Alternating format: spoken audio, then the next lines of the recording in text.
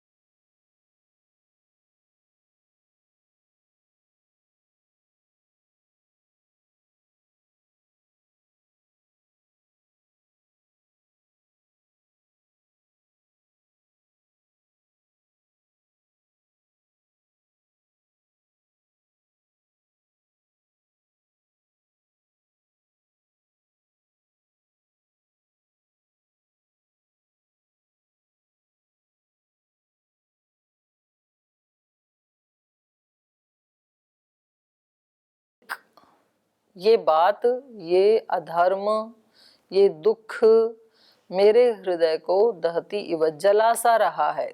कौन सी बात? स्वयं यत न आह माम राजा, स्वयं राजा ने मुझे नहीं कहा, क्योंकि कल मैं इनके पास ही तो था।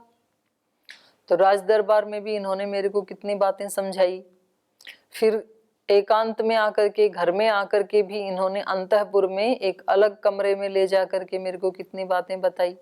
तो तब स्वयं ही मेरे को कह देते कि ये राज्य तो मैं भरत को देना चाहता हूं। तो इसमें तो कोई बात ही नहीं थी। भरतस्य अभिषेचनम स्वयं न आह माम राजा, भरत के अभिषेक की बात, क्योंकि ये इतने ऋजु हैं, इतने भोले हैं कि इनको अभी भी ये एहसास नहीं हो रहा कि ये बात राजा कह रहे हैं या कैकेयी कहलवा रहे हैं। और यद्यपि कैकेयी ने बताया भी कि मैंने इनसे 2 वरदान मांगे हैं और इन्होंने मेरे को दे दिए हैं वो वरदान, तो अब ये इस बात को आपको कह नहीं पा रहे हैं, तो इसलिए आज्ञा ये इन्हीं की है। तो मांगे तो हैं उन्होंने, पर राजा ने तो स्वीकृति एक बार भी नहीं दी अभी। उन्होंने चलो उसको मना नहीं किया, लेकिन स्वीकृति भी तो नहीं दी ना। लेकिन कैकेयी ने उसको स्वीकृति मान लिया। तो किसी के न बोलने को भी कभी कभी हम क्या मान लेते हैं? स्वीकृति मान लेते हैं। भैया कुछ कह नहीं रहे हैं तो इसका मतलब ठीक है, जो मन में आई वो मैं कर ही लेता हूँ। तो इसलिए कह रहे हैं कि यदि इनको ये कहना था तो मेरे को ही बता देते। बस एक ही बात का मुझे कष्ट है, तो मैं तो इनका इतना आज्ञा पालक हूँ कि कभी इनके वचनों को मना करता ही नहीं हूँ। तो आपसे क्यों कहलवा रहे हैं और इतने परेशान क्यों हो रहे हैं? मेरे को कल ही कह देते कि भरत का राज्याभिषेक होना है, तो खुशी खुशी से ही कर लेते इस काम को। लेकिन कोई बात नहीं, मैं तो भरत को सब कुछ देने के लिए तैयार हूँ। भरत तो मेरा भाई है और भरत से ये अत्यंत प्रीति करते हैं। अहम हि सीतां च राज्यं च प्राणानिष्टान् धनानि च हृष्टो भ्रात्रे स्वयं दद्यां भरताय प्रचोदितः। अहम ही, मैं स्वयं ही, निश्चित रूप से ही, सीताम राज्यम च, सीता को और पूरे अयोध्या के और पूरे देश के राज्य को, इष्टान धनानि च, इष्ट धनों को, और प्राणान, और अपने प्राणों को भी, हृष्ट प्रसन्नता पूर्वक, स्वयं भ्रात्रे भरताय दद्याम, स्वयं अपने भ्राता भरत के लिए दे देता। प्रचोदित, यदि मेरे को कह देते तो मेरे को प्रेरणा दे देते, तो मैं स्वयं ही, मैं तो इसको जो जो प्रिय हैं, सीता प्रिय हैं, बोले मैं सीता का भी परित्याग कर सकता हूँ, अपने इष्ट धनों का भी, राज्य का भी, अपने प्राणों का भी। भरत के लिए जो जो वस्तुएं कीमती हैं और जो मुझे प्रिय हैं, वो सब कुछ मैं प्रसन्नता पूर्वक अपने भाई के लिए उनका त्याग कर सकता हूँ, उनको मैं दे सकता हूँ, अगर मुझे महाराजा दशरथ कह देते तो। सा हृष्टा तस्य तद्वाक्यं श्रुत्वा रामस्य कैकेयी प्रस्थानं सद्दधाना हि त्वरयामास राघवम्। तव त्वहं क्षमं मन्ये नौत्सुकस्य विलम्बनं राम तस्मादितत् शीघ्रं वनं त्वं गन्तुमर्हसि व्रीडान्वितः स्वयं यच्च नृपस्त्वां नाभिभाषते नैतत् किञ्चिन्नरश्रेष्ठ मन्योरेषोपनीयताम् यावत् त्वं न वनं यात पुरादस्मादभित्वरन् पिता तामन्नते राम स्नास्यते भोक्ष्यते पिवा। सा हृष्टा, तो ये सुनकर के कैकेयी खुश हो गई, क्योंकि उसको लगता था कि कहीं राम इसको स्वीकार ना करें, क्योंकि राम अडल्ट हैं और क्योंकि राम इसके अधिकारी हैं, तो कहीं वो मना कर दें कि भाई मैं तो नहीं जाऊंगा, मेरा कोई दोष कोई अपराध हो तब तो मैं जाऊं, ऐसे में क्यों जाऊंगा, और राज्य के ऊपर तो मेरा ही अधिकार है, वो तो मैं लेकर के रहूंगा, ऐसा बोल दें तो क्या करें। लेकिन राम तो कह रहे हैं कि इसके अतिरिक्त भी कुछ भरत को चाहिए तो मैं बड़ा खुश होकर के उसको दे दूंगा। तो इसलिए सा हृष्टा, अति प्रसन्न हुई वो। तस्य तद्वाक्यम श्रुत्वा रामस्य, तस्य रामस्य तद्वाक्यम श्रुत्वा, राम के उन वचनों को सुनकर के कैकेयी हृष्टा, अत्यंत प्रसन्न हुई। और उन्होंने कहा प्रस्थानम शद्दधाना ही त्वरयामास राघवम, और राघव को उन्होंने तुरंत वहां से प्रस्थान करने के लिए कहा। त्वरयामास, शीघ्रता से। बोले भाई आप इस तरह की ये बातें चीतें करते रहोगे ना यहाँ पे, तो टाइम ज्यादा वेस्ट मत करो, क्योंकि तुरंत निकल जाओ और लोगों को पता लग जाएगा इतनी देर में। तो पता नहीं आप तो रिएक्ट नहीं कर रहे, कौशल्या कर दे, लक्ष्मण कर दे, और कोई भी कर दे परिवार में, सुमित्रा कर दे, गुरुजन कर दें, वशिष्ठ ऋषि कर दें, प्रजा के लोग कर दें। तो अब ये ऐसा एक संवेदनशील मामला है, तो आप यहाँ से जल्दी से चले जाओ। त्वरयामास राघवम प्रस्थानम श्रद्धाना ही, इसी श्रद्धा के साथ, श्रद्धा को धारण करते हुए और जितना जल्दी हो सके यहाँ से चले जाओ, ताकि राज्य अभिषेक की तैयारियां जो हैं वो यज्ञ आदि शुरू हो सकें और वहां पर भरत जी को लाके बिठाया जा सके। तव त्वहं क्षमं मन्ये नोत्सुकस्य विलंबनम राम तस्मादित शीघ्रम वनम त्वं गन्तुमर्हसि। करें तव तु अहम क्षमं मन्ये न उत्सुकस्य विलंबनम, तव त्वं उत्सुकस्य विलंबनम क्षमम मन्ये।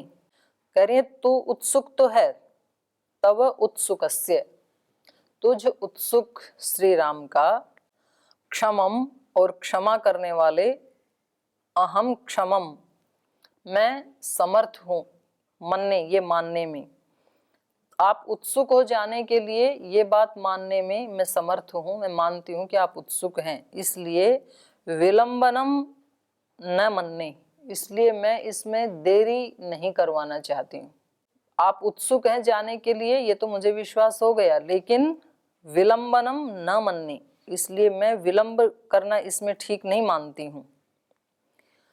इसलिए रामः तस्मात्, तस्मात् इसलिए रामः इतः शीघ्रम वनम गंतुम अर्हसि त्वम, इसलिए हे राम त्वम इतः तुम यहाँ से शीघ्रम वनम गंतुम अर्हसि, शीघ्र ही वन में जा सकते हैं, आप शीघ्र चले जाइए, इसमें देर ना करें। व्रीडान्वितः स्वयं यच्च नृपस्त्वां नाभिभाषते नैतत् किंचित् नरश्रेष्ठ मन्योरेषोपनीयताम्। और मतलब वो जो बेचारा परेशान हो रहे ना, उसकी बात को इतने हल्के में लेना चाह रही है कैकेयी। उनको परेशानी ये ना कि मैं पिताजी बोल क्यों नहीं रहे, मैं चला तो जाऊंगा ही, इसमें तो कोई दिक्कत ही नहीं है। बोले ना ना उसकी आप ज्यादा चिंता मत करो, ये नहीं बोल पा रहे हैं तो वो सब ठीक है। तो जो शातिर लोग होते हैं ना, वो हमेशा ऐसा ही आचरण करते हैं। बोले ना ना तुम इनकी चिंता मत करो। कोई कहे भाई ये सब ये उदास क्यों है, ऐसा क्यों है, बोले ना ना ये सब ठीक है, आप इनकी चिंता मत करो, यहाँ सब कुछ बिल्कुल ठीक है। तो भाई ऐसे लीपा पोती मत करो, वो ठीक नहीं है, दिखाई दे रहा है ना। तो दशरथ के लिए कह रही हैं न एतत् किंचित नरश्रेष्ठ है, इसकी आप ज्यादा चिंता मत करो कि ये नहीं बोल रहे हैं, क्योंकि व्रीडान्वितः ये लज्जा से युक्त हैं, इनको थोड़ा सा अच्छा नहीं लग रहा है। व्रीडान्वित स्वयं यच्च नृप त्वाम न अभिभाषते। जो आप कह रहे हो ना कि स्वयं राजा आपसे क्यों नहीं कह रहे हैं, तो बोले इनको थोड़ी लज्जा आ रही है आपको कहने में, और मेरे को कोई लज्जा नहीं है। मैंने लज्जा पूरी नदी में बहा दी है। तो बोली इनको थोड़ी सी लज्जा आ रही है, तो न एतत् किंचित, इसको आप कुछ ज्यादा गंभीरता से मत लो, क्योंकि ये कोई बड़ी बात नहीं है जो ये नहीं बोल रहे हैं, वैसे ये बिल्कुल ठीक है। ये भी यही कहना चाहते हैं कि आप जल्दी से चले जाओ। कितने वाक पटु है, तुरंत उसको रवाना कर देना चाह रही है। नहीं तत्किंचित नरश्रेष्ठ मन्यु एषो अपनीयताम, इसलिए इस मन्यु को अपनीयताम आप निकाल दीजिए। आपके मन में ये जो मन्यु है, ये जो चिंता है, परेशान कर देने वाली बात है कि महाराजा मेरे से बात क्यों नहीं कर रहे हैं, चला जाऊंगा तो जाते हुए को ठीक से तो भेज दें वन में। तो बोले ये कोई बड़ी बात नहीं है, क्योंकि इनको थोड़ी लज्जा आ रही है ये कहने में। व्रीडान्वित यावत् त्वं न वनं यात पुरादस्मादभित्वरन् पिता तावन्न ते राम स्नास्यते भोक्ष्यते पिवा। यावत् त्वं वनम न यात, जब तक तुम वन में नहीं चले जाओगे, पुरात अस्मात्, इस नगर से जब तक तुम वन में नहीं चले जाओगे, अभित्वरन जल्दी करते हुए, जितनी शीघ्रता से जब तक तुम वन में यदि नहीं चले जाओगे, तो तावत ते पिता, तब तक तुम्हारे पिता हे राम न स्नास्यते, ना तो स्नान करेंगे, और न भोक्ष्यते पीवा, और ना कुछ खाना वाना खाएंगे। मतलब जैसे उनके जाते ही रसगुल्ले खाएंगे ये। तो इतने कुछ लोग शातिर होते हैं कि मतलब दूसरे व्यक्ति की अच्छाई का भी, सात्विकता का भी बिल्कुल रौंद के रख देते हैं। मतलब श्री राम की भलमानसियत को भी ये ऐसे चुटकियों में उड़ा दे रही है।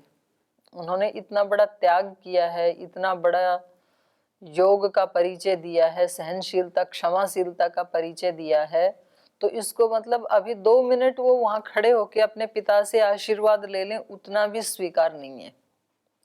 और उल्टा बात को घुमा ही दे रही है कि जब तक आप यहाँ खड़े रहोगे तो आपके पिता ना स्नान करेंगे ना खाना खाएंगे, जैसे तो उनके वन में जाने के इंतजार में ही उन्होंने खाना छोड़ रखा है, ऐसी बात को घुमा रही है। तो राम क्या करें, बोले अच्छा ये अगर मेरे कारण ही पिताजी स्नान नहीं कर रहे हैं, वस्त्र आभूषण नहीं पहन रहे हैं, तो लो मैं तो ये चला तुरंत। अगर मेरे यहाँ रहते ही खाना नहीं खा रहे हैं तो तुरंत मैं चला जाता हूँ।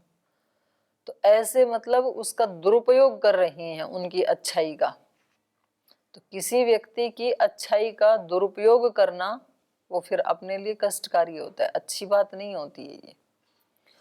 तो ये कुछ लोग बोलने में ज्यादा चतुर होते हैं ना, तो फिर वो बातों को घुमा देते हैं। तो बोल रही है पिता तावन न ते रामः स्नास्यते भोक्ष्यते पिवा, जब तक तुम इस नगर से चले नहीं जाओगे तब तक तुम्हारे पिता उठ नहीं पाएंगे। तो अपने पिता को यदि स्वस्थ देखना चाहते हो, और ये बातें जैसे जैसे वो कहती जा रही है, दशरथ और ज्यादा रोते जा रहे हैं, क्योंकि है स्थिति उससे उल्टी। ये तब तक ही जिंदा हैं जब तक राम यहाँ खड़े हैं। यदि राम यहाँ से चले गए इस नगर से, अयोध्या से, तो दशरथ रह ही नहीं पाएंगे। स्नान और भोजन की तो बात बहुत दूर है, उनके प्राण ही नहीं टिक पाएंगे। है इससे उल्टा। तो ऐसी ऐसी बातें सुनकर के महाराजा दशरथ और ज्यादा जोर से रोते हैं, और वो राम को कहती है कि देखो मैं कह रही हूँ ना, जब तक आप यहाँ रहोगे ये ऐसे ही रोते रहेंगे। वो उल्टा उनको फिट कर रही है, बात उससे बिल्कुल उल्टी है। तो कई बार सिचुएशन कुछ और होती है और उसको जो शातिर लोग होते हैं वो प्रस्तुत कुछ और कर देते हैं, देखते ही देखते आंखों के सामने घटना को बिल्कुल उल्टा करके प्रस्तुत कर देते हैं। अब दूसरा आदमी, वो बेचारा जो दशरथ है, वो कुछ कह नहीं पा रहे हैं। वो ये नहीं कह रहे हैं कि देवी बात तो इससे उल्टी है, मैं रह ही नहीं सकूंगा राम के बिना, लेकिन उसको मतलब बोलने का साहस नहीं। वो कुछ अपने पिता से बुलवाए तो उन दोनों पिता पुत्र को बोलने का चांस ही नहीं दे रही है। तो खुद ही बीच में मोर्चा संभाल के उनको तो बोली इनको तो रोने दो, तुम यहां से जाओ। तो यावत् त्वं न वनं यात पुरादस्मादभित्वरन् पिता तावन्न ते राम स्नास्यते भोक्ष्यते पिवा। धिक्कष्टमिति निःश्वस्य राजा शोकपरिप्लुतः मूर्छितो न्यपतत् तस्मिन् पर्यङ्के हेमभूषिते। रामोऽप्युत्थाय राजानं कैकेय्याभिप्रचोदितः कषयेवाहतो वाजीवनं गन्तुं कृतत्वर। तदप्रियं मनार्या वचनं दारुणोपमं श्रुत्वा गतव्यथो राम कैकेयीं वाक्यमब्रवीत्। नाहम् अर्थपरो देवी लोकमावस्तुमुत्सहे विद्धे मां ऋषिभिस्तुल्यं केवलं धर्ममास्थितं। यदत्र भवतः किञ्चित् शक्यं कर्तुं प्रियं मया प्राणानपि परित्यज्य सर्वथा कृतमेव तत्। न ह्यतो धर्माचरणं किञ्चिदस्ति महत्तरं यथा पितरि शुश्रूषा तस्य वा वचनक्रिया। अनुक्तोऽप्यत्र भवता भवत्यया वचनादहं वने वत्स्यामि विजने वर्षाणि हि 14। धिक् कष्टम इति निश्वस्य राजा शोका परिप्लुत।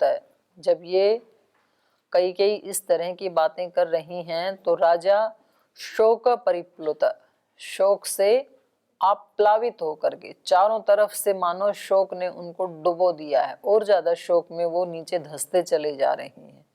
शोक परिप्लुत राजा निश्वस्य लंबी श्वास लेकर के धिक् कष्टम इति वो कह रहे हैं कि तुझे धिक्कार है और इनको बहुत कष्ट हो रहा है महाराजा दशरथ को। तो इसको कैकेयी को धिक्कारते हुए अत्यंत शोक से पीड़ित होकर के मूर्छितः न्यपतत्, मूर्छित होकर के नीचे गिर जाते हैं। तस्मिन् पर्यंके हेमभूषिते, जो हेम मतलब सोना, सोने से आभूषित जो पर्यंक है, जो पलंग है जिस पे वो बैठे थे, उससे वो नीचे गिर गए मूर्छित होकर के। अब वो किस लिए मूर्छित हो रहे हैं? क्योंकि वो श्री राम को वन नहीं भेजना चाहते। और कैकेयी क्या प्रस्तुत कर रही है? आप नहीं जा रहे हैं इसलिए इनको ऐसे हो रहा है।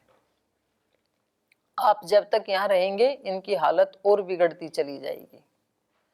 तो एक ही घटना को दो तरह से प्रस्तुत किया जा सकता है, कई तरह से प्रस्तुत किया जा सकता है। जैसी जिसकी मानसिकता होती है ना, वो उसको वैसे प्रस्तुत कर देता है। और अपने स्वार्थ के कारण व्यक्ति प्रस्तुत कर देता है, अपने अहंकार के कारण प्रस्तुत कर देता है उसको उसी प्रकार से। कई बार सिचुएशन कुछ और होती है और सामने ही सामने, जैसे एक ही सिचुएशन है गुरुकुल में, अब उसको किसी ब्रह्मचारी से पूछेंगे तो वो अलग ढंग से उसको प्रस्तुत करेगा, किसी आचार्य से पूछेंगे अलग ढंग से करेगा, किसी यहाँ कर्मचारी से पूछेंगे तो वो अलग ढंग से बताएगा। घटना एक ही है लेकिन अपनी अपनी मनस्थिति के अनुसार तो सुनने वाला व्यक्ति कभी कंफ्यूज हो सकता है कि वास्तव में यहाँ हो क्या रहा है। एक कहेगा कि यहाँ बिल्कुल ठीक हो रहा है, एक कहेगा बिल्कुल गड़बड़ हो रहा है, फिर एक कहेगा कि नहीं कुछ तो गड़बड़ हो रहा है, कुछ तो ठीक हो रहा है। तो अपने अपने ढंग से व्यक्ति उनको प्रस्तुत करते हैं। तो महाराजा दशरथ उसको धिक्कार रहे हैं और कुछ भी नहीं बोल पा रहे हैं कि ये हो क्या रहा है। तो जो सज्जन व्यक्ति है वो बेचारा शर्म के कारण कुछ बोलता नहीं है, और जो दुष्ट व्यक्ति है वो सोचता है कि ये तो बहुत कमजोर है इसलिए नहीं बोल रहा है। तो ये शोक में आप्लावित होकर के उस पलंग से नीचे गिर जा रहे हैं मूर्छित होकर के, और कई इसका फायदा उठाती हैं। वो कह रही हैं जब तक देखो आप नहीं जाओगे ना तो ऐसे महाराजा परेशान होते रहेंगे, क्योंकि ये चाहते हैं कि आप जल्दी से वन में चले जाएं और भरत का राज्याभिषेक हो। रामोप्य उत्थाय राजानं कैकेय्याभिप्रचोदितः कषयेवाहतो वाजीवनं गन्तुं कृतत्वर। तो कह रहे हैं राम ने भी जब ऐसे देखा कि पिताजी तो नीचे गिर गए हैं तो राम अपि राजानम उत्थाय, राजा को उठा करके, उन्होंने उठा करके पुनः उनको ऊपर प्रतिष्ठित किया। कैकेय्या भी प्रचोदिता, कैकेयी के कहने पर कैकेयी ने कहा कि देखो इनकी हालत हो रही है तो अब इनको उठा करके आप ऊपर बिठाएं और आप जल्दी से जाएं। कषय इव आहत वाजी, वाजी मतलब घोड़ा, जैसे वाजी घोड़ा कषय इव आहितः, जो उसको मारने का चाबुक होता है उससे आहत होकर के घोड़ा क्या करता है, बहुत तेज दौड़ना चाहता है। तो ऐसे ही कृतत्वर वनम गंतुम, वैसे ही श्री राम भी बहुत शीघ्रता करने लगे। जैसे किसी घोड़े के ऊपर चाबुक मारते ही वो दौड़ना चाहता है, तो ऐसे महाराजा दशरथ का मूर्छित होके गिर जाना और आपके कारण ये गिर गए हैं, ये कैकेयी का कहना, ये श्री राम के ऊपर चाबुक लगाने जैसा है। जैसे घोड़े पे चाबुक लगाए तो वो जैसे दौड़ने के लिए बहुत जल्दी करता है कि मैं जल्दी दौड़ूं, ऐसे श्री राम को लग रहा है कि मेरे कारण यदि पिता का ये हाल हो रहा है तो मुझे बहुत ही जल्दी यहाँ से चले जाना चाहिए। कषय इव आहत वाजी वनम गंतुम कृतत्वर, बहुत शीघ्रता करने लगे श्री राम जाने के लिए। तदा प्रियम अनार्याया वचनम दारुणोपमम श्रुत्वा गतव्यथो राम कैकेयीं वाक्यम अब्रवीत। तो देखो, जो बहुत अच्छे श्रेष्ठ मार्ग पे चलते हैं, जो कभी किसी को कष्ट नहीं देते हैं, मन वचन कर्म से अष्टांग योग का पालन करते हैं, सब जनों की सेवा शुश्रूषा करते हैं, उन लोगों के जीवन में भी ऐसी ऐसी कठिन परिस्थितियां आ जाती हैं और उनके जीवन में ज़्यादा ही आती हैं। जो श्रेष्ठ आचरण करते हैं ना, जो बिल्कुल अश्रेष्ठ आचरण करते हैं उनसे तो सब लोग कांपते हैं, उनके सामने ज़्यादा दिक्कतें नहीं आती हैं। वो तो अपनी वाली ही दिक्कतों से परेशान रहते हैं। अपने ही उनके जो दोष दुर्गुण हैं, काम क्रोध लोभ मोह अहंकार, वो तो उन्हीं से ही मारे जाते हैं, बाकी दूसरे लोग उनको ज़्यादा परेशान नहीं करते हैं।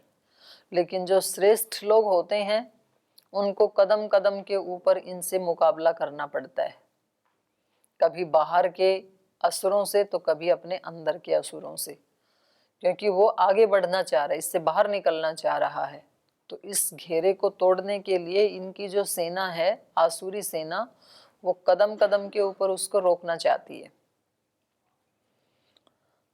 तद अप्रियम अनार्याया, उस अनार्या का ये जो अप्रिय वचन है, दारुणोपमम, बहुत ही दारुण भयानक घोर दुख, घोर दुख को उत्पन्न करने वाला उसका ये वचन, श्रुत्वा, सुन करके, गतव्यथ रामः, राम कैसे हैं, गतव्यथ, वो किसी चीज से व्यथित तो होने वाले हैं नहीं, क्योंकि योगी आत्मा है वो। लेकिन कई बार बार उनको क्या कह रही हैं, आपके कारण महाराजा की ये हालत हो रही है। तो उस अनार्या के ऐसे इस अप्रिय और अत्यंत दुख देने वाले वचन को सुन करके, क्योंकि वास्तव में महाराजा दशरथ का बुरी हालत श्री राम के कारण नहीं हो रही है, राम के अयोध्या में रहने पर भी नहीं हो रही है, बल्कि राम के वन में जाने के समाचार को सुन करके हो रही है और कैकेयी के दुर्व्यवहार से हो रही है। कैकेयी के अंदर जो ईर्ष्या द्वेष घृणा उत्पन्न हो गया, उसके कारण ये परेशानी हो रही है। मतलब सड़ांध पैदा वहां होगी जब, जहां कुछ गल सड़ जाएगा कोई पदार्थ, तो गला सड़ा अंतःकरण कैकेयी का है, तो उसने चारों तरफ बदबू फैलाई है।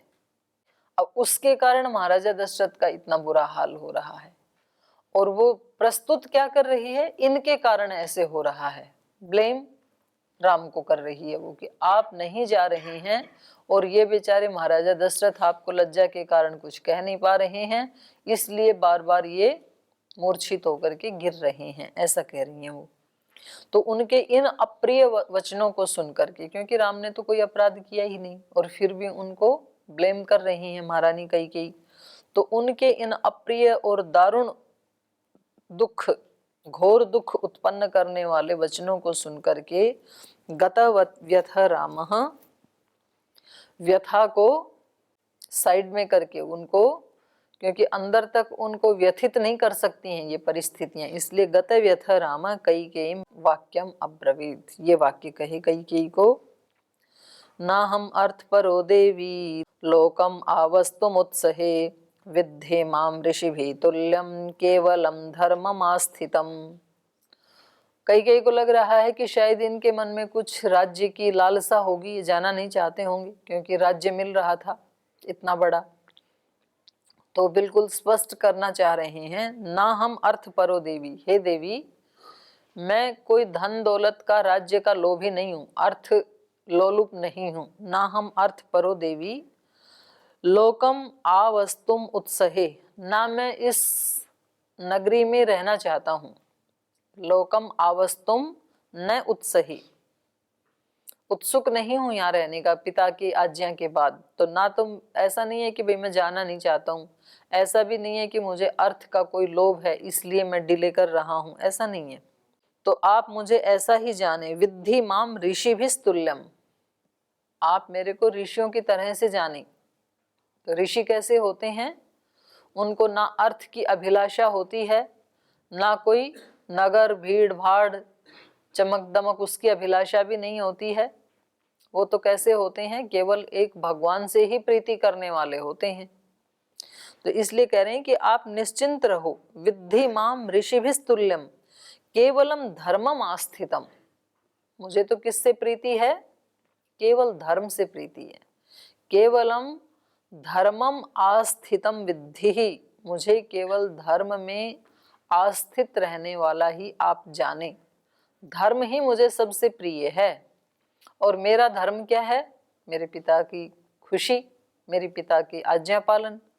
तो इसलिए आप बिल्कुल निश्चिंत रहें, मुझे ना कोई धन दौलत की इच्छा है, ना कोई इस नगरी में रहने की लोकम आस्थितम, इस लोक में स्थित रहने की इच्छा भी नहीं है।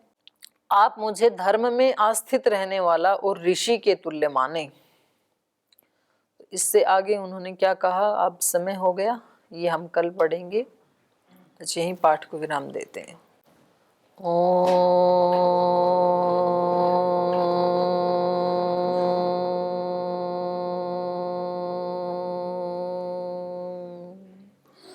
शांति शांति शांति। श्री गुरुभ्यो नमः। तू ही बंधु तू ही सखा है, तू ही माता तू ही पिता है, तू ही बंधु तू ही सखा है, तू ही है करुणा निधान। हे राम हे राम, हे राम हे राम। तू अंतर्यामी सबका स्वामी, तू अंतर्यामी सबका स्वामी। तेरे चरणों में कोटि प्रणाम। हे राम हे राम, हे राम हे राम। तू ही दुख त्राता विश्व विधाता, तू ही दुख त्राता विश्व विधाता। तेरी शरण में है विश्राम। हे राम हे राम, हे राम हे राम।